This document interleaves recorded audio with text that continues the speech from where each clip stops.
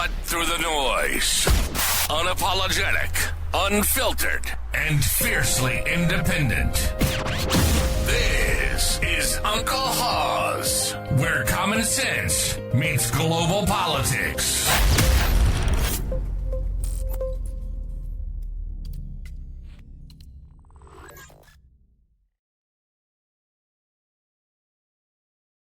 Good afternoon. I'm really sorry about being late. We were supposed to start this at 12 o'clock, but this is the first time we've done a setup such as this.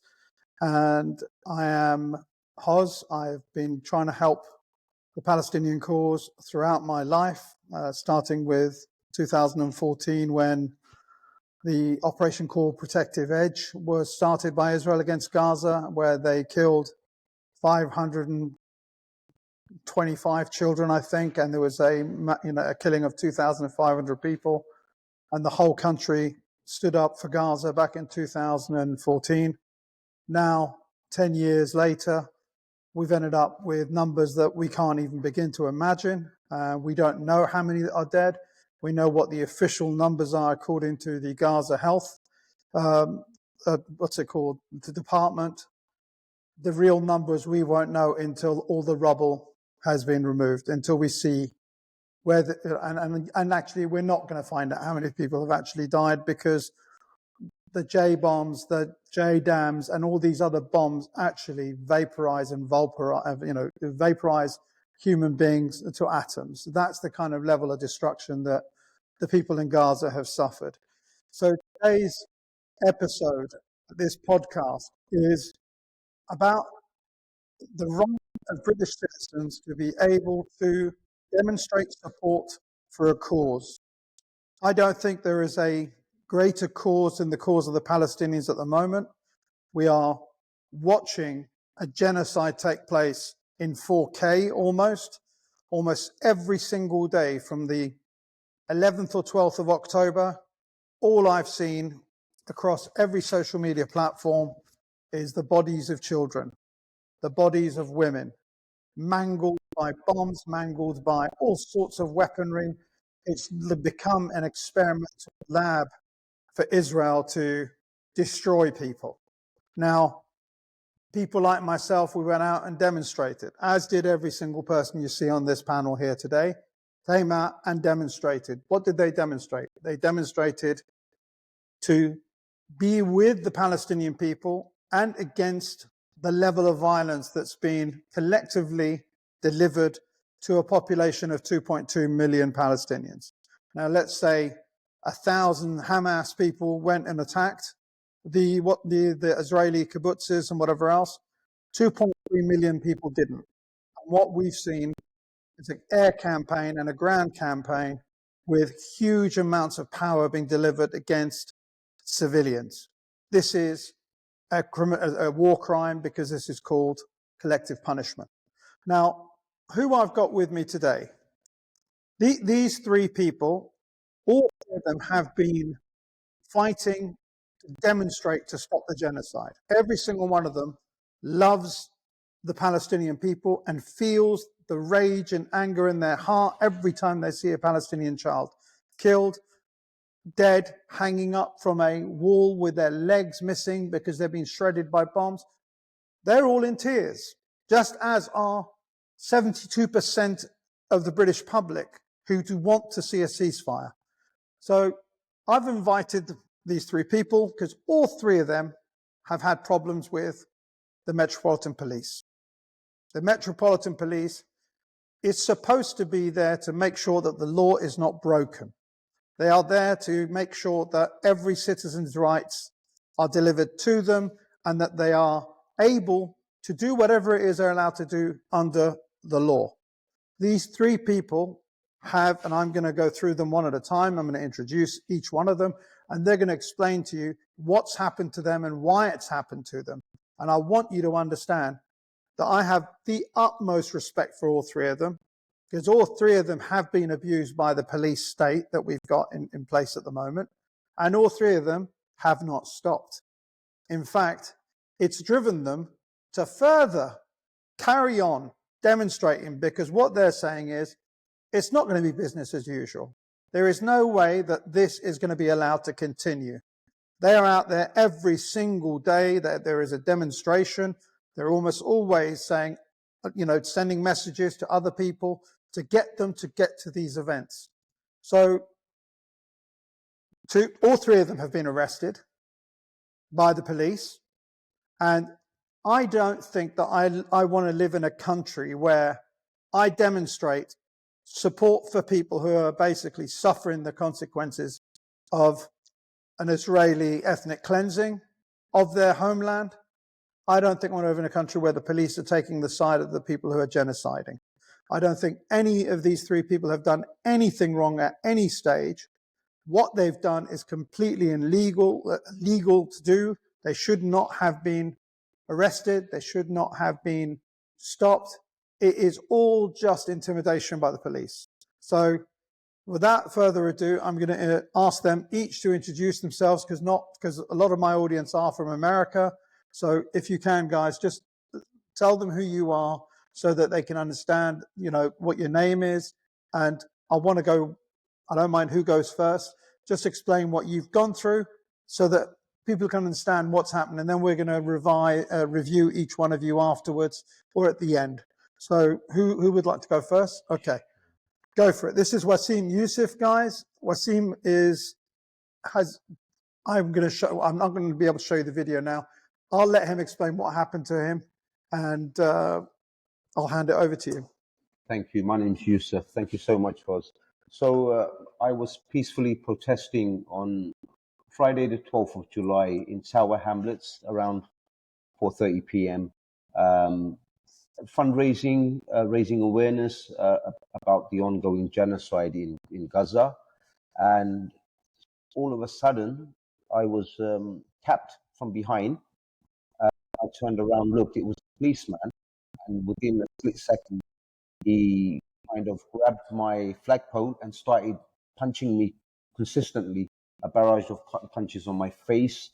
After sustaining a few punches, I was surrounded by police. None of them spoke to me at this point, didn't ask who I was or anything. They just headlocked me. Whilst I was headlocked, I was being punched aggressively. And I was pulled to the ground. And as I've gone to the ground now, and I'm facing the ground, I could feel punches to the back of my upper spine section, my neck, my shoulder, my head. Consistently, I could feel punches.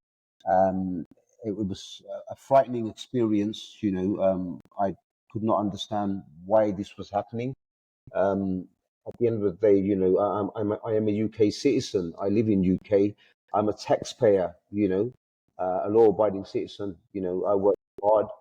To support my family, to pay my taxes, to support the community, and from time to time, I go out and protest about what's going on in Palestine.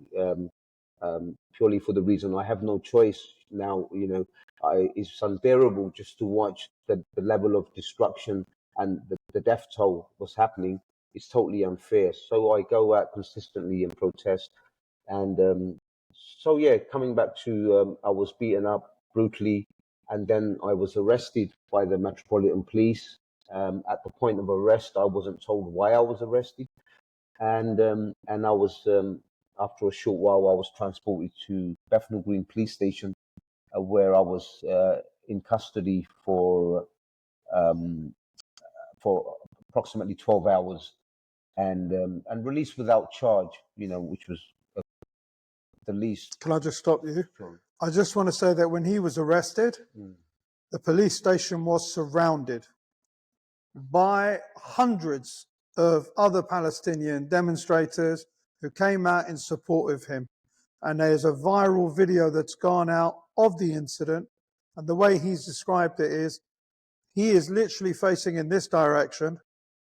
Let's say here, a police officer arrives from behind him, does not talk to him, does not say a word to him. There is no caution, there is no warning, nothing. He just grabs him. And then after that, that grabs him by the back of the neck grabs the flag that he's got to basically take the flag. Now, the flag is a Palestinian flag.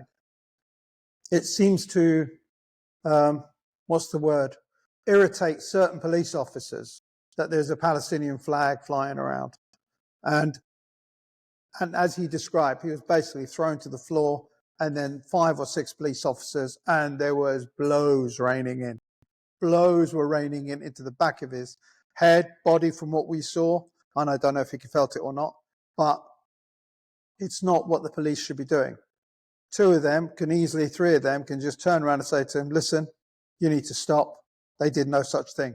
They went for the first thing in their mind, which is, I'm going to use a level of violence. That level of violence is to do one thing and one thing only, to make an example of him, to teach him a lesson, and anyone that is recording and watching it, this is what's going to happen to you if you choose to stand up for Palestine. This is what we as the police will be doing to you. So that is an important factor, because when police turn around and brutalize people, some people like us get up and want to go the next day, but other people will turn around and say, you know what, I don't want any of that. I don't want to get attacked. And I don't want to basically be involved in a situation where I'm likely to fall on the ground and basically have the living daylights beaten out of me, which is what happened to him. I want to ask you a couple of questions, if I may. Sure. So when you were in the police station and they'd arrested you, did they say what charge you were arrested on at that time? They didn't say anything at all up to until the I believe it was the interview stage. They mentioned an alleged charge of. They said it was for assault. Assault? You assaulted who? I was under the assumption at that time that they assumed that I assaulted the officer that initially assaulted me. But all I saw was you had your back to a police officer, and a police officer launched an attack into you. So just to be absolutely clear, by law, a police officer is not allowed to just attack you. They're not allowed to do that. They have to tell you that they're arresting you for a reason, okay? And if you've got your back to a police officer, he should be talking to you and not laying into you. So I don't understand how it can be assault. Now, if a police officer starts attacking you, you are within your rights to defend yourself. Because we live in a country where self-defense is not breaking the law. So resisting arrest when there is nothing being charged, when nothing has been said, is actually breaking the law by the police. The police are going above and beyond their remit of what they're allowed to do. You can't assault people and expect them to stay silent and just get beaten up. Go ahead. So when I was tapped from behind, when approached, I didn't know that it was an officer that tapped me. I was tapped. I looked. The thing is, I was confused, kind of. I was baffled. He hasn't spoke to me. Now, surely one would say, "Who are you? What are you doing here? What is your purpose for raising the flag?" You know, or any communication. There was no communication, unfortunately. You know, and it was just a simple. I would use the term attack on me, and assault took place. So I was very much frightened and scared at the time. Shocked is the word. Definitely shocked, and my brain kind of froze. You know, and believe me, at no point did I try and resist anything. I didn't lay a finger or anything. You know, so The natural response for people when they get attacked is to freeze up and start to defend themselves. So from every video angle that I've seen this video, your reaction was a natural, normal human reaction to an assault to you. Have you been given advice by your solicitors or anybody else about actually having the police officer charged with assault against you? Okay, so in terms of advice, I can tell you that the Met Police the next day after the 12th of July, they referred themselves to the ILPC, which is Good. the Independent Office of Police Conduct. Yeah. they investigate police officers. And that was, I presume, on the 13th of July. And after a very, very lengthy investigation, I was told some very disturbing news on Thursday. I believe it was Thursday, just gone now, a few days ago. Mm-hmm. And it was that they decided, obviously they referred the officer to the Crown Prosecution, the prosecutors, to look into for a possible case of assault. And the prosecutors came back and said there's not enough evidence, unfortunately, to charge the officer, and they believed that he used reasonable proportionate force, which I can't get my head around it, to be honest, Roz. And they also said it wasn't in the public interest, you know. So when I listen to these kind of things, I mean, it's not just heartbreaking, it's frightening, you know, at the times we're living in. You know, it's and it's basically sending out a message to every single person that's out there to peacefully protesting, whether it's for Palestine or Congo, you know. And what it is the message is clear that they can get away with doing this kind of. So what I'm going to do is this. What I'm going to say is now, what I'd like to do is he can actually take a private case against him. And I after this video is finished, I'm going to maybe start a GoFundMe for a civil case against that police officer that started it. And if you guys can turn around and share it and help it, and let's see if we can fund an amount of money that will allow Waseem Yousaf to do exactly what needs to be done, bring that police officer to a courtroom, because there is no way that any human being that watches that video will not turn around and say that was an assault on a citizen of this country. He's a British citizen. He has a right to demonstrate, and he has a right to not be attacked from behind. He has not got to be attacked by a police officer from behind. So I'm going to try and set something up after this. In fact, what I'm going to do is I'm going to get legal advice from a friend of mine, Taz Akunji. He's a good friend of ours. He's a solicitor that helps out loads of Palestinian people, loads of Palestinian causes, and talk to him and see if there's anything we can do about that. If he says there is a case for us to be able to do a private one, we will do a private. We will raise the funds to allow him to take this police officer to court. Waseem? Can I just add one more thing, please? So on the 15th of January, which was yesterday, I received a letter through my post, and when I opened it, it said in there that Mr. Yousaf, you have to attend Thames Magistrates Court in Bow on. What's the date? On the 13th of February, which is next month, at 10 o'clock. And on there it says that they have charged me with assaulting an officer on the date that I was arrested. So it's just, for me, it's becoming so difficult now, you know, not just heartbreaking, but. Let me tell you, nothing is going to come of it. I hope so. No, I'm telling you. Any 12 human beings that watch that video, okay, is going to turn around and go, not guilty of anything. And not only that, we've got people who are called the Filton 18. They're a group who are part of the Palestine Action Group. They're the ones that go in and help destroy Elbit weapon systems. What the police are doing now, they're punishing people by putting them into prisons on remand and making the actual process the punishment. So the punishment for them to you is putting the fear of God into you that you're going to go to prison for doing X, Y, and Z. What I can tell you is nothing is going to come of this charge in any way, shape, or form, because anyone with half a brain looking at that video is just turn around and go, yeah, sorry, mate, you're in the wrong. And that police officer is going to be the one that gets up into problems. Right. Thanks very much, buddy. Thank you. Which one of you two would like to go next? Yael? It is such a travesty, and it is totally unprovoked. And Yousaf wasn't even demonstrating. He was just standing with a Palestinian flag. There was no demonstration. There was no protest. They've just decided they wanted to show the movement and particularly the pickup Yousaf, because he was a very confident guy.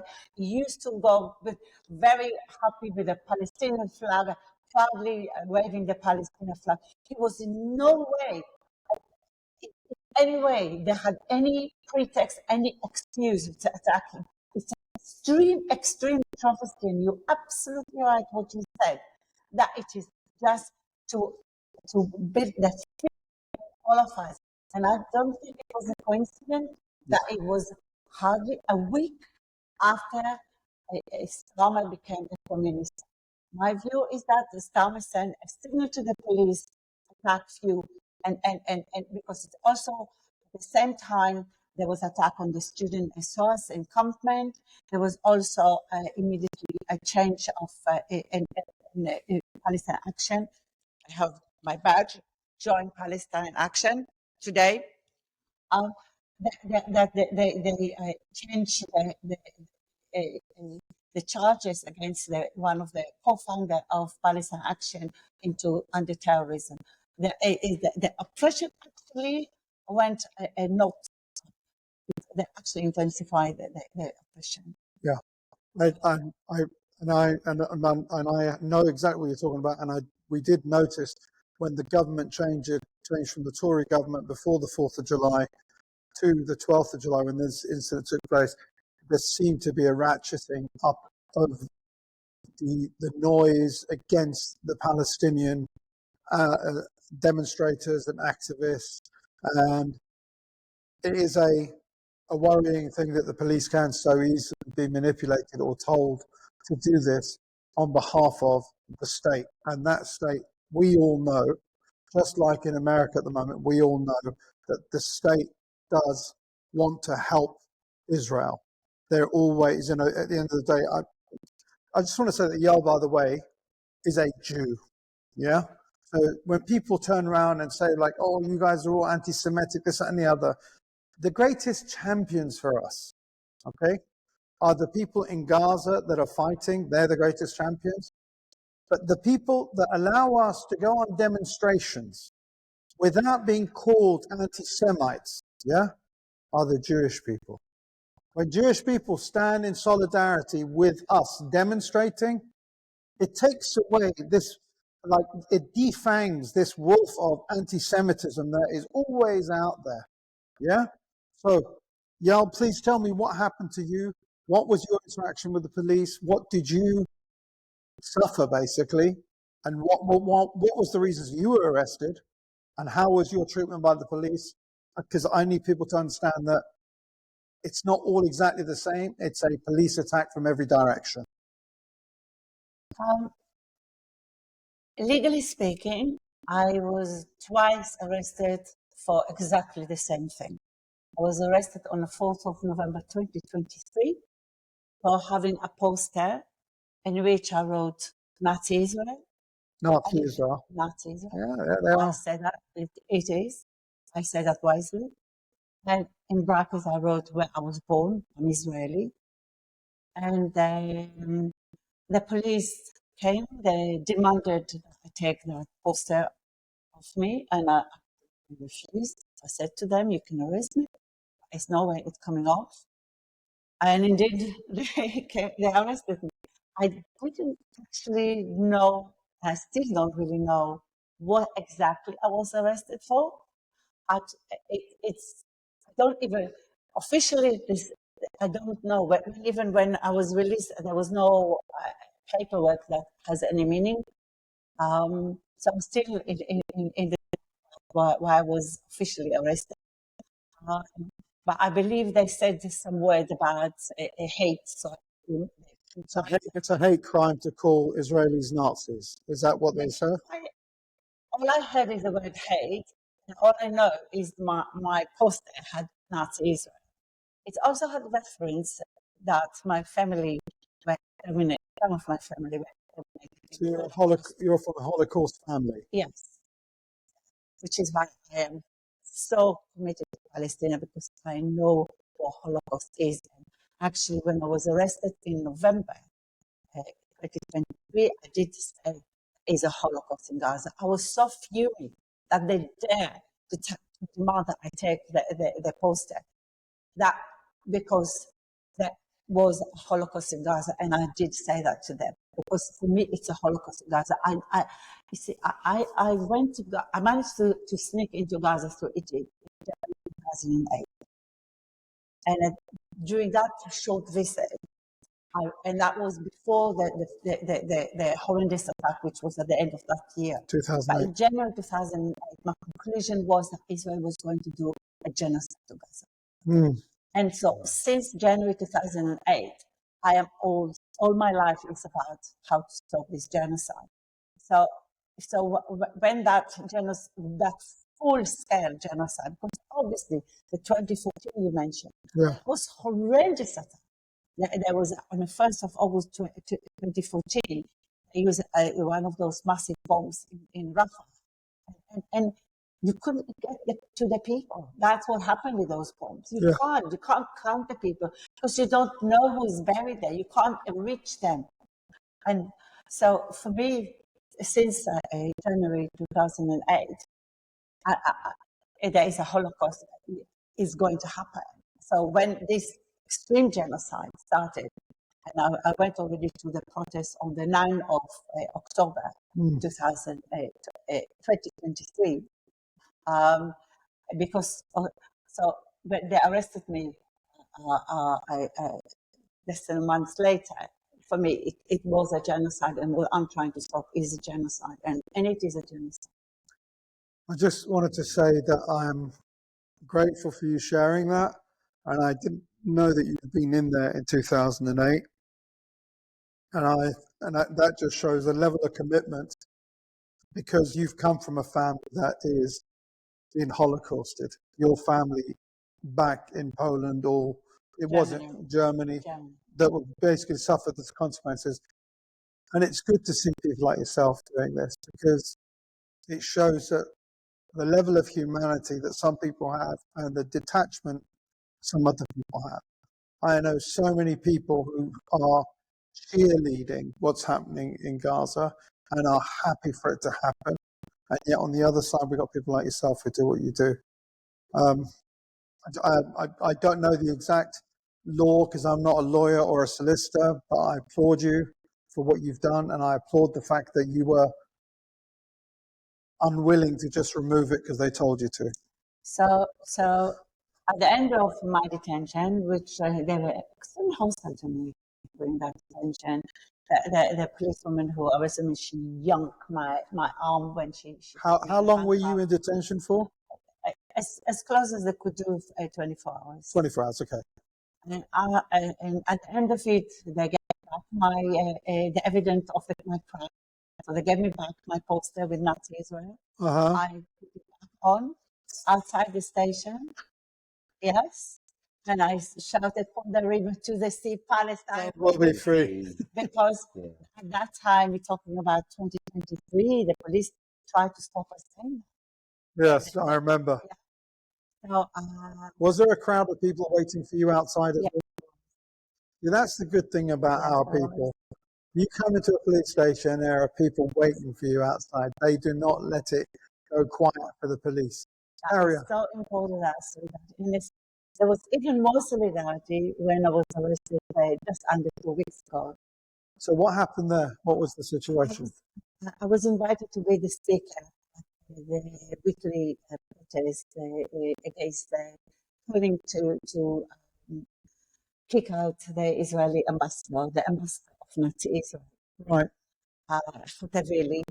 Really, who is inciting, just a week ago, she was inciting to destroy every structure in Gaza. She was inciting earlier on to murder 600,000 Palestinians in Gaza. We probably have more than half of those actually being killed nowadays, whether with direct bombs or through starvation, or that Israel prevent antibiotics, prevent other medicine, and of course all the killing of the doctors. Dr. Hassan Abu Sita, he posted that 60% of the Palestinian population have been killed in these 15 months. That means it is nearly 400,000. And that's exactly my estimate. Because nobody, as you said before, nobody can actually count them. They even use those bodies when the American built the bridge, so-called. The pont for the ships to come in. Yes. Yeah. And I just, so what I would say to you, to Yael, and what the numbers he's come up with is this.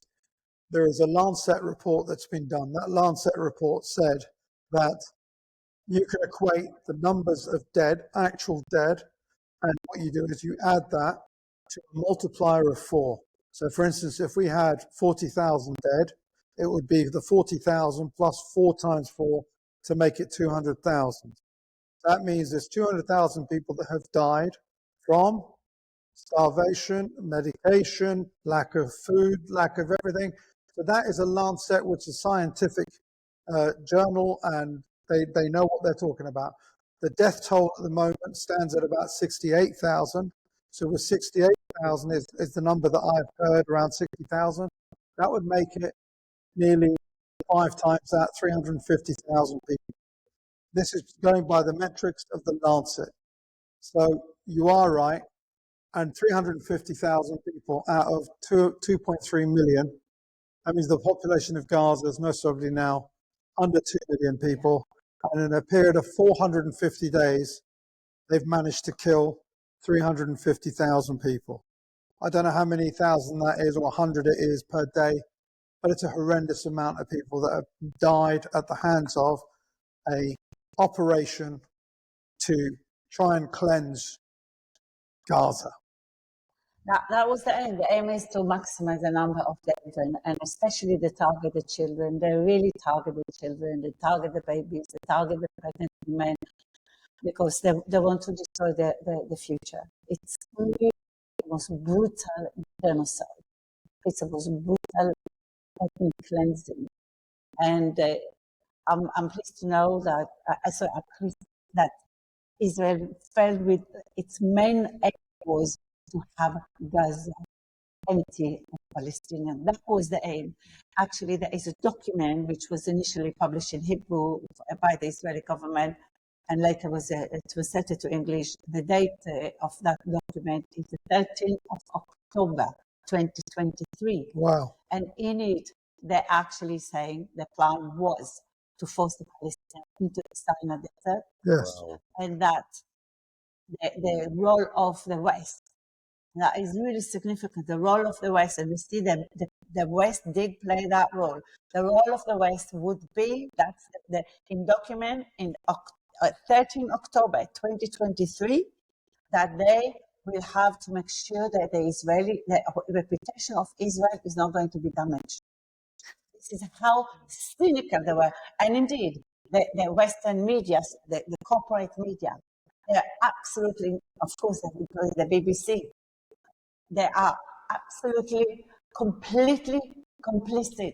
They are totally enabling this genocide.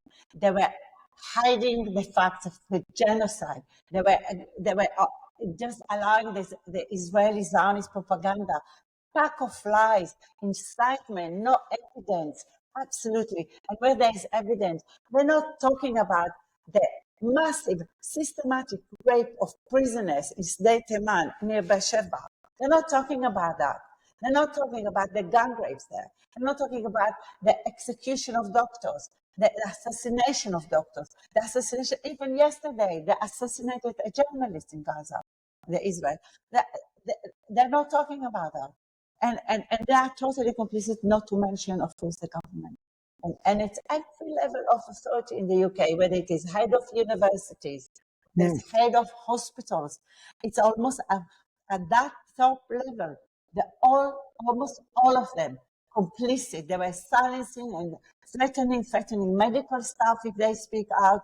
They were taking action of medical staff who were trying to raise their voice against the genocide in Palestine, in Gaza. So Israel, in that sense, got full support. What they didn't count is that we are the people, we never stop. It wasn't just the three of us. There was millions of people, and we never stopped, and we continued struggling. And no matter, they thought we will be tired, they thought we'll give up. They tried all tactics against us. They even trying infighting against us. They tried every way, and of course portray us as if we are the hate martyrs. There is no more love in London but during those demonstrations. I agree. That's where you actually feel the love of everybody loving each other. It's the hate is from the Zionists, from those who support the genocide, where the hate is. I agree. Yael, that is such a passionate speech you've just given, and I really appreciate you doing that. And I just wanted to add very quickly that this whole conflict has destroyed Israel. And it's destroyed Israel in the eyes of the world. Everyone now sees Israel for what it is. There is a huge uprising in America right now against the authority with which the Israelis control what the narrative is going to be. There is a huge amount of people who are American first, they are what they call the MAGA people, Make America Great people, and they have had enough of Israel. There was a social media post done by Donald Trump. And Donald Trump said, who are the enemies of America? China, Iran, other, and he said in other, put into the comments. 5% was for China, 15% or 20% was for Iran, and the other 65% comments were all Israel, Israel, Israel. And when America thinks like that, it's the same everywhere. There are millions of people here who see what's happening and how our government is complicit in genocide. So it's not worth the blood of all these people, but Israel's reputation is in the bin. Yeah, but we can't forget that there is the Christian evangelists. They are totally supporting that. Of course, anti-Semite, like John Hagee, he said that Hitler was sent by God. But as Netanyahu said, he's the best friend of Israel. Israel always was Zionism, and Israel always in support. They're always in the same bed with anti-Semites. Yeah. And so I'm not a fan of Trump, to say the least. And we know what he did previously, right? He facilitated the normalization of Israel in the Middle East, which paved the way to this genocide. He also you have to give credit, because Netanyahu has turned around and said that the Trump administration are the ones that forced this ceasefire. Biden and for all those people that cheerleaded for the election to go for Kamala Harris, Donald Trump is the one who has put the pressure on Netanyahu and Israel to force this ceasefire in place.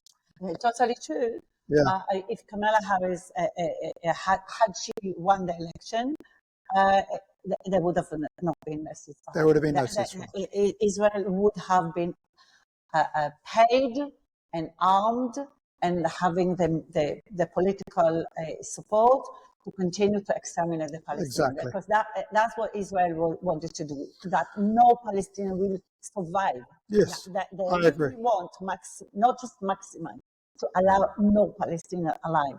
So, yeah, Kamala Harris and, of course, Biden, as he said, if Israel didn't exist, the U.S. would have had to invent the U.S.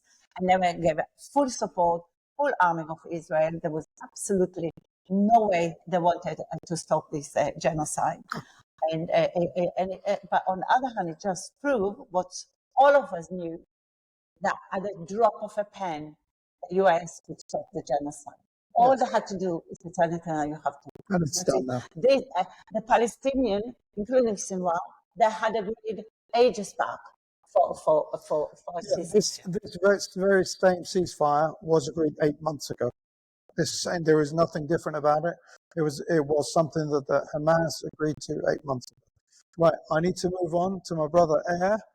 So this is our third person.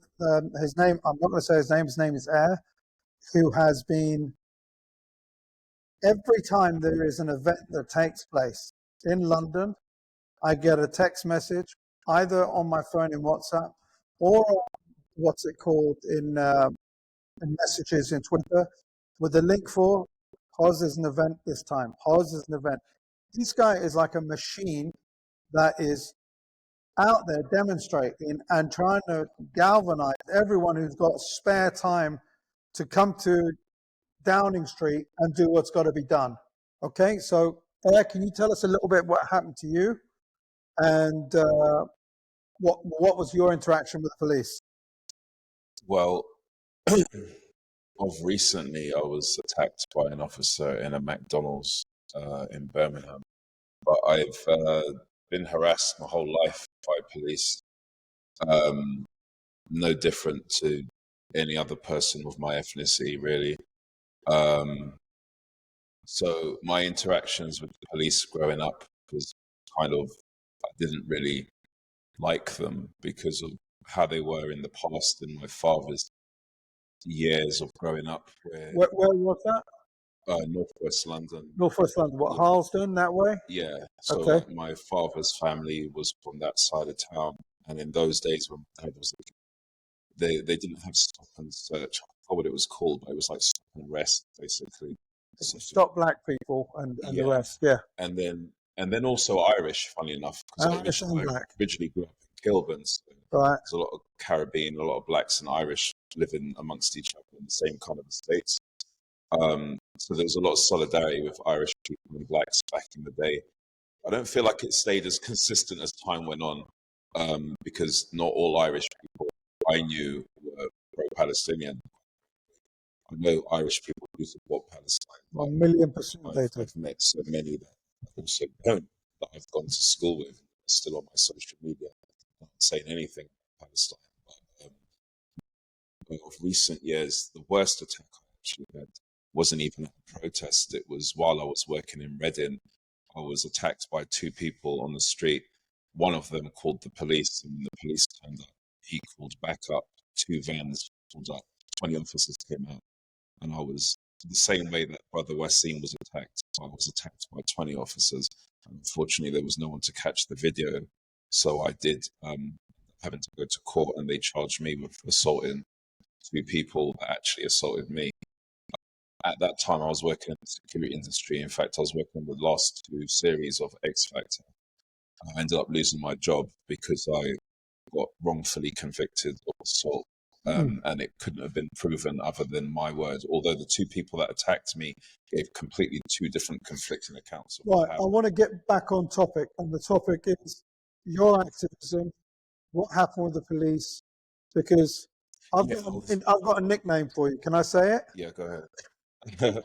So I call him the McDonald's kid. Oh And gosh. the reason I call him the McDonald's kid is because he is the absolute geezer that walks into a McDonald's, and there is videos of him just telling people, you're eating a genocide burger, you're helping genocide. McDonald's, this is the guy that is ruining McDonald's life almost every other time that I've seen videos. I'm like, there's a guy in McDonald's, oh, it's air, that's air. So tell us about why, because this is a part of the BDS, this is part of the boycott divestment that everyone is trying to do for Starbucks and to trying to do for McDonald's and places like that. Just tell us what happens when you go and do these things, and what are the kind of... Just very quickly, funny enough, you call me McDonald's kid. My very first job when I did acting as a child through theatre school was actually a McDonald's commercial. So that's just kind of funny you said that. But yeah, he's not a McDonald's kid because he's about 6'7", by the way. He's a huge, tall monster of a person. Yeah, so he's not a kid. He's a big guy. I just it's always spontaneous. I never plan it when I'm on my way to a demonstration or rally or going anywhere and I see a McDonald's. Like years ago, I used to stop in McDonald's to use their toilet because I'm not one of these guys that likes to pee on the street. So I used to go into McDonald's just to use their toilet. Too much. We don't need to share that much. Yeah, well, I'm just saying I'm just saying I've never liked McDonald's for years as an adult. But anyway, when I go into McDonald's, I never put my safe on the camera. I actually used to go in there and not record it. Then I would tell people, I got attacked by a security officer at McDonald's. And they were like, did you catch it on camera? I was like, no, because I wasn't thinking of content. I walked through there and just be disgusted with the amount of people that actually still know about the genocide but still want to eat McDonald's. So I just tell them, you know, Israel, the IEOF are being fed McDonald's free, and you know, how are you feeling like you're a moral being by spending your money in this corporation? So then I started recording it. But before I was recording it, I would get people to walk out, you know, not asking them to. They would just change their mind and walk out. When I started recording it, it kind of changed. It kind of got more hostile because some McDonald's have security and some don't. So most of the videos I've recorded, I haven't posted because I've actually ended up getting assaulted. Me and Waseem was in a McDonald's once with another brother as well, who got brutally assaulted, punched in the head several times by security in McDonald's. That one was on the Strand. Did they have security before McDonald's, or did the police start or security start coming to McDonald's after the level of increase of people like yourself? Quite a lot of McDonald's have security late at night, but not all of them do. But not everywhere. Not everywhere, no. Just the West End, I think. No, even in my local area, they do have McDonald's where it's a 24-hour one, and they have security. They probably start somewhere in the early evening. Right. Because you get a lot of people coming back from clubs late at night, so they do need security for those kind of reasons. But I've been attacked more times than I can remember by security in McDonald's. Very rarely have I been attacked by police. That one more recently was in Birmingham, and he struck me right on my neck.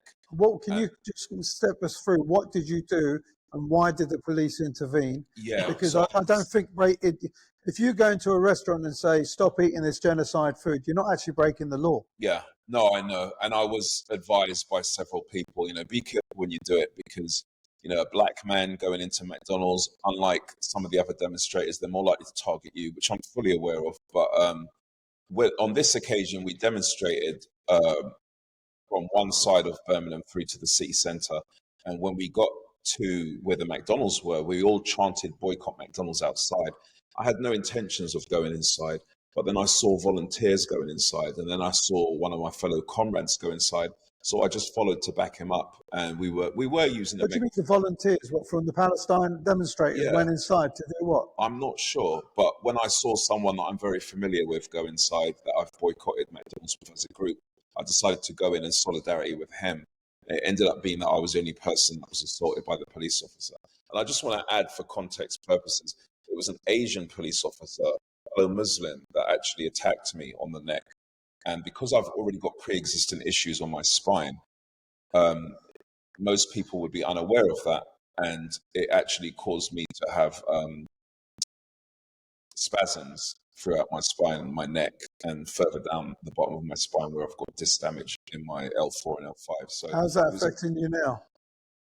Well, I've been wearing a neck brace when I'm at home, which does help. But when I go out, I've worn it a few times when I'm out, but it causes a lot of attention, so I try not to wear it when I'm out. When I'm resting at home, I wear it. Was there any CCTV in the McDonald's of the assault on you? Well, there was his body cam, which I saw later on, the footage. I haven't seen the footage from the CCTV. So what was the CCTV from him attacking you like?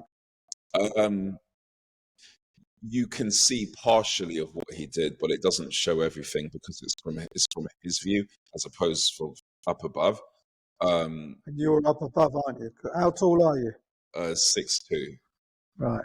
He was I can't remember his height, but he wasn't a short officer. But you couldn't. But his camera couldn't get to. You can see him attacking me on his own body camera. So has anything been done about him? No. You can't use the evidence of him attacking you in that video. Well, I'm going to try to, but I'm still in the process of it because when I was arrested, the police didn't give my solicitors my phone number because I've got a new number, right? And because I've been getting doxxed a lot, especially since April last year. Who's doxing you? Do you know? I've been getting doxxed for years, to be honest with you, but someone from my past has been doxing me since they saw me with the Freedom Flotilla in Turkey. So I've come back from that, and my life's been turned upside down, to be quite frank. People of my past seeing my face in places, I don't know for what reason, trying to ruin my life and reputation. Well, your reputation is impeccable. I love you to bits. Yeah. I love the fact You've got the courage to walk into a McDonald's and confront 30 people and tell them the message of BDS, which is such an important message today, because Israel is getting isolated. And not only is it getting isolated, Israeli citizens are isolated. Everywhere they go, if people find out they're Israeli, they say, I don't want to serve you. Get out of my restaurant. Get out of my hotel. Get out. You know, there was a booking done for a whole, coach load of Israeli people. And they found, I think it was in Italy, they found out they're from Israel. They said, your booking is cancelled. So this goes back to that comment I was making about Israel has burnt itself and its name and everything else. And, you know, there are people who will not want to see, who are part of what I could call the Hasbara group. Right. The Hasbara group are, just explain quickly in case you don't know and been living under a rock, but there's this thing called Hasbara. Now, Hasbara means to explain in Hebrew. And then what it is, they try and explain everything away. Everything that happens that Israel does, the murder of people, they come up with excuses. They bomb people from the sky. They come up with excuses. So this is the Hasbara crew. And you've got organizations that are trolling through Twitter to find someone to say the word Jew instead of Israeli and then say, right, he's anti-Semitic. And they attack you and they try and discredit you at any time they can. So that's who it is. Those are the people who are doing what they're doing to I you. like to say, the word is Hasbara. Hasbara. I like to say, actually, like, for example, when it came out with the BBC, the excuse that the protest could not start from the BBC because of a synagogue, which is quite a few streets away and we're nowhere near it. And so I posted about 2 rabbis who were arrested by the police and were forced onto a police vehicle on a Shabbat. And they were prevented from having a kosher food. And they were thrown again as if, with the accusation, is this all the same? Jewish hate. So these are 2 rabbis. 2 rabbis. Been detained on Shabbat, prevented from going to the synagogue because they were kept in. This is by the police. By Met Police. And so I put a link to a video of interview with one of them. And the response from the Zionists, calling them filth, calling these rabbis, Jewish rabbis, filth. This and this person who wrote it is a Zionist Israeli, and that is where the anti-Semitism really is. The most nasty anti-Semitism is among the Zionists. Yeah. If I may, the worst anti-Semitism I experienced in my life is in Israel. The hate for Jews is actually in Israel. It is whether it is against Holocaust survivors who were called soap and ashes and were accused of going like lamb to the slaughter. Yeah. And also the people from the same party as in the Israeli government. Yeah. They said to my father, they said, shame the Nazis didn't finish you off. They said that knowing he was Jewish from Nazi Germany, survivor from Nazi Germany. Okay. So the racism, the anti-Semitism is on the other foot. Okay. I want to get, because we're doing this for an hour, so we're going to be stopping it at about 1:41, I think. So I want to just get back on topic. And May I continue about my arrest, the latest one? The what? My latest arrest, the one I Please started to do it, but we need to finish quickly though, because I need to finish off on the police as well. Go ahead. So 20 police came to arrest me after my speech. 20. There are videos, unlike yours, I was lucky, there are lots of videos. I didn't know why I was arrested. I only after my release, I found out what I was arrested, because only then I heard what the police were saying. It was completely hoax. It was a lie about something I didn't say. They accused me of saying. While in a police station, they added another accusation, which was referred to a protest I did against a very fanatic Zionist terrorist group called Chabad, who are in the forefront. They actually have tanks in Gaza. They have actually Israeli soldiers with the insignia of Chabad. This is a really dangerous group. They are operating in the UK, and I did a protest against them. So we try to also link that. But in the end, I was only questioned in the interrogation. I was only questioned about the two words which I say all the time: Nazis. Good. And more strength and more power to your elbow. So we're going to try and finish off, and I want to finish off to give people a little bit of advice on interactions with the police. I'd highly recommend, if you are being attacked by the police officer, try not to fight back once you've realized it's them, okay? Try and relax. I know some people are so frightened that the auto defense mechanism in there just comes in. But I'm going to say, you should ask the police officer there and then, why are you arresting me? What have I done wrong? You should get a reason why you're being arrested. What is the law that I'm breaking? Why are you taking me into custody? Because they're not allowed to just arrest you for the hell of it. You can't just take people off the street. There's got to be a reason. And once you've got that reason, okay, you can then turn around later on in court, say, well, not in court, later on when you want to take the police to court for wrongful arrest, you can turn around and say, well, you at the time turned around and said this. This is the reason. They've got to have evidence to show why they arrested you. Almost every single police officer has got a camcorder on him now. And if there is no, reason for that, for the arrest, that is something that can be used by you. And that is something where I'm suggesting, because, you've seen all these videos where the police come to arrest someone and the person turns around and goes, why am I being detained? Simple line. Why are you detaining me? What is your reason for my arrest? Why are you stopping me? Am I free to go? Those are the kind of things you need to say to the police officer.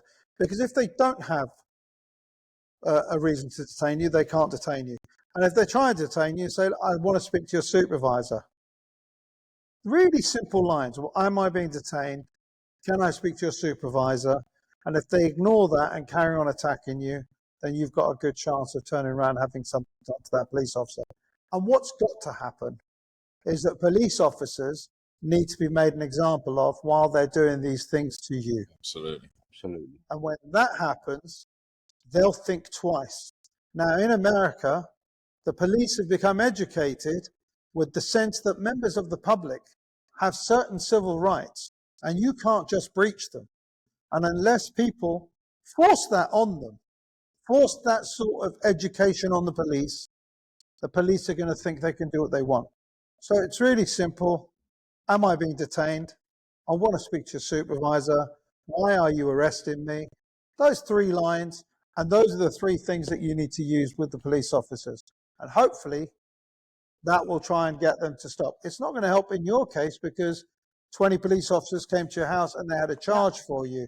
But what I'm talking about is the boys here who ended up getting attacked by police officers and turn around and basically say, why are you doing this to me? Why are you doing? That's what you did as well. Absolutely. I shouted at the time. I said, why are you hitting me? What have I done wrong? Yeah.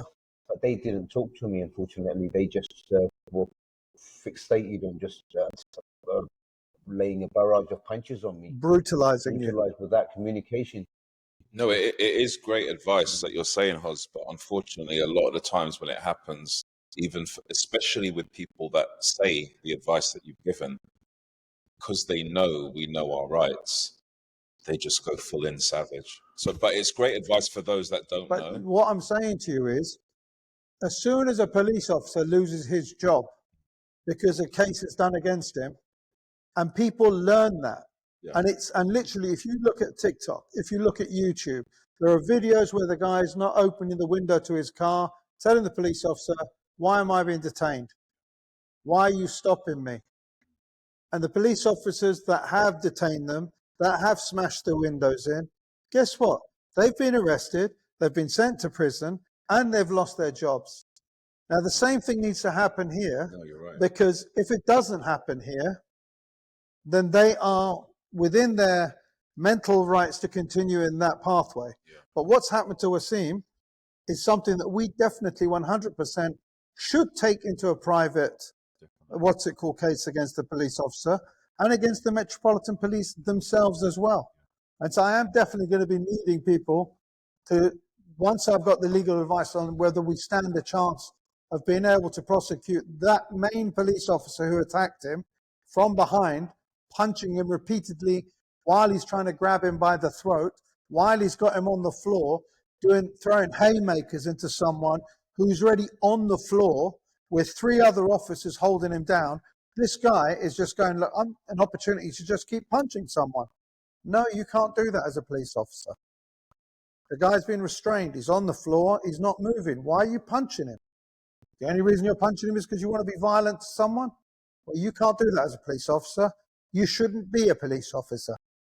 So the other thing I wanted to add, because this does happen a lot, is that when I was younger and there was less ethnic minorities in police, I used to be more intimidated by the police. But as the years have gone by, and this is definitely a fact, it's happened to me and countless other people, sometimes, a lot of the times, in fact, some of the ethnic minority police are harsher with us because they do that intentionally so that we can't accuse them of being racially biased or racially profiling us. And it's happened to me numerous times, whether it's a black police officer or an Asian police officer, and they know exactly what they're doing because they're trying to work their way up and they use them as an example. So that's why me personally, even if someone from my own member of the family joined the police, khalas, you're not my family anymore. no, you can't say that. That's just me personally. Okay, what I'll say to you now, I don't trust the police. Let me tell you something. You don't have to trust the police. That's your decision. I do trust the police. Okay? And the reason I say that quite happily is this. 2 reasons. One, the police, there are 27,000 of them doing their job, and the police that we've had come in from Wales, we've had coming from Teesside, and all these demonstrations, I've never had a problem with any of them, and I've gone to every single march. Almost every march I've been on. Is it because I was black? Maybe it is because you're black, yeah. But no, in all seriousness, what I'm saying to you is I've not had that problem. And I want to make it absolutely clear, there are good police officers and there are people who are bad human beings. I can't call them bad police officers. I'm just going to call them bad people. Yeah, theoretically speaking, I would agree, but the system is very racist. The system that they work that's okay. That's your experience, and that's fine. But the police officers, and that was like my personal opinion of the police, because every time I've walked up to a police officer at one of the marches, I've turned around and said, "How you doing, mate?" He's going, "I'm all right, how's you?" And it's all lovely. The other reason is this: when Suella Braverman was the Home Secretary of our country, her and Rishi Sunak told the Metropolitan Police to stop the demonstrations. That's right. He said, well, these are anti-Semitic, they're hate marches, this, that, and the other. Do you know what happened? She lost her job. No, the police officer, I can't remember his name or hers, can't remember which one it was. They turned around and said, we don't feel that there is a threat to, there's any kind of threat to violence or anything else from these marches. So therefore, as the police, we're ignoring you. The Home Secretary is the boss of the police. And the Chief Constable, I can't remember what his name was, but he turned around and said, these marches will continue and they will be allowed to carry on. You can't, as politicians, impede the liberty of people to demonstrate in the streets of London. If there was a danger and a level of violence that could potentially come from that, and they felt like they couldn't control it, then I could turn around and say these guys were this, that, and the other. Also, remember, we've had marches that are against ours. We've had when we've had the Tommy Robinson crew and this, that, and the other. The police have kept everyone apart from each other. That took bravery, because the amount of violence that the police suffer at the hands of that group of football hooligans, yeah, to keep us safe, I've got to applaud them. So I don't have a problem with the Metropolitan Police, but I do have a problem with people that press the button for certain police officers to do these things against individuals like yourselves. That is not the Metropolitan Police. That is specific individuals that are doing what they're doing. The people who came around you were the 20 police officers. They were instructed to do that by someone. It wasn't just a police officer's feeling like it. So I don't want this situation to be a anti-police. It's anti-people who choose to try and use the police. Yeah, And I understand, but we can't overlook the fact that, for example, you may never have suffered any problems by police. But when the average police officer sees you, although we know your background, they may not know your background because you may look a certain way to them. Somebody like me, it's completely you're right. different. You're And I come from a history where I've lost family members by police. absolutely right. So it's completely different. But also, you know, when I see someone with the same color skin as me giving me a harder grilling than a white English police officer, right? And I'm not saying that doesn't exist, because white police officers do have a lot of racism within them. But what I'm saying is they tactfully do that so that when I'm constantly harassed by someone with the same color skin as me, I can't claim that as racial profiling. So they do that intentionally. And I understand you may not experience that, but people that look like me do. Okay. And that's your personal experience. In the protest, this is one of the reasons why, because I've been talking since I'm a teenager to the Caribbean community about why aren't we coming out more to support for Palestine? And I'll tell you what I just told you about the police is one of the reasons why other people that look like me aren't coming out enough, because just being ourselves, walking out without being at a protest. So have you had white police officers abuse you racially? Yeah, that's more in the past. I'm talking about in the Palestinian marches. Yeah. Well, they've had a go at you and they've used the racist card on you. White police officers. I mean, yeah, it still happens. I was recording someone recently who had a T-shirt on saying Israel committing genocide, and it was an older white Englishman. I think he was English, and I was recording for his safety. So the police officer, when we were walking towards Vauxhall Bridge, before we got there, they said to him, "We know it's not offensive, but we need to go and get a clarification." And they were marching him to the Zionists to actually ask if they consider his T-shirt offensive. So for his own safety, I was recording it. While I'm recording this video, there's several officers building up behind me, pushing in my back, stepping on my feet. You don't see that because I'm trying to record the gentleman being I don't know if he got arrested in the end, but I was recording it for his safety. And all these police are coming out of nowhere, stepping on my feet, saying that I'm barging into them. And I'm like, I'm just trying to make a video. I'm just recording. But yeah, I mean, they haven't changed. See, I've never heard anyone tell me what you've just said. They've taken someone with a T-shirt and saying, "I'm going to take you to an Israeli to see if he's happy." I posted it online. I'll send it to you later. Okay. It's all over. Right. Well, I'll tell you what. We've gone over the second. My latest arrest was after Zion. I was doing my speech, and Zionists went to the police. They were all the time filming me. Yeah. And going to the police saying, "Arrest her, arrest her, arrest her." And there's videos of them going to the police demanding that I will be arrested. Yeah. Okay. What did you say that they wanted you arrested? Calling Israel a Nazi state? In the end, that's the only clip that I was asked during interrogation. It was a short clip, very short, in which I said, "Ambassador of Nazi Israel." Well, that's what they arrested me for. Well, I got to be honest with you, that's not. They lied to the police. Yeah. They gave them a whole explain what I did say, and the police happily complied because there are already videos now because people now are more aware of it. How the police completely compliant with the Zionists. Yeah. Well, especially the Met, because there was an incident when in July when we had a demonstration going under the Hungerford Bridge near what you call it, this tube station. I forgot. And Zionists were standing above us. Right. We were walking under. So that the city police wanted to remove them, and the Met Police came to them and said, don't touch them, let them be. Right, well, we're going to wrap it up now. Thank you very much, guys. I really appreciate you coming down here and being part of this podcast. I think it's an important thing to do these things, and we're going to hopefully be doing them on a more regular basis with other people. And the idea is for people to understand what's happening to demonstrators like yourself, and to make sure that we can support you in any way that we can, because you've all been suffering at the hands of effectively a police state, and I hope that it gets cleared up. Thanks for having Right, us. my pleasure. Thank you for inviting. Thank you all very much for coming. Appreciate you guys coming. Thank you, guys. That's it for this episode of Uncle Hawes. Remember, truth has no agenda, and neither do we. Follow on Spotify, Apple Podcast, and X at Uncle Hawes. Let's keep the conversation going.